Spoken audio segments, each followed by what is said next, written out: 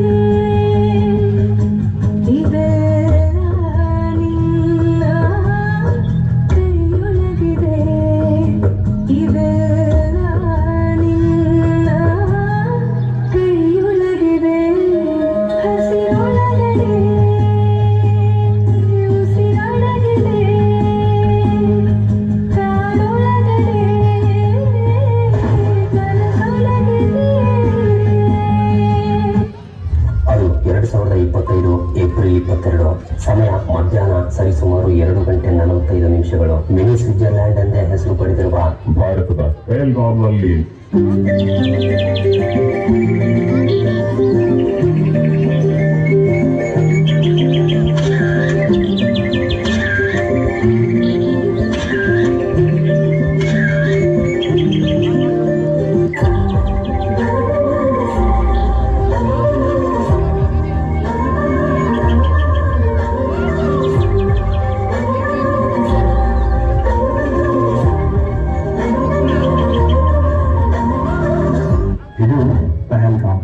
ಸ್ವರ್ಗದಿಂದ ನರಕದೆಡೆಗೆ.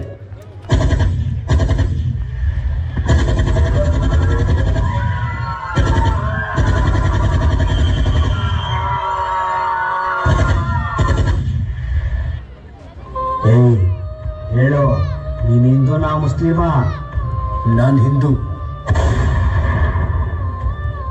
ಹಿಂದೂಗಳೆಲ್ಲ ಈ ಕಡೆ ಬನ್ನಿ, ಮುಸ್ಲಿಮ್ಸ್ ಎಲ್ಲ ಈ ಕಡೆ ಬನ್ನಿ.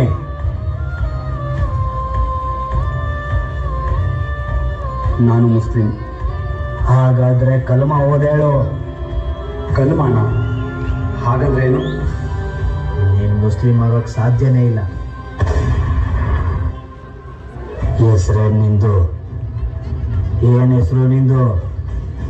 Vinay Narwal, Indian navy officer.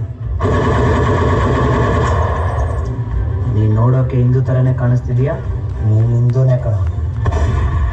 ನನ್ನ ಗಂಡನ್ ಯಾಕೆ ಸಾಯಿಸಿದ್ರಿ? ಅವ್ರು ಇಲ್ಲ ಅಂದ್ಮೇಲೆ ನಾನು ಯಾಕೆ ಬದುಕಬೇಕು?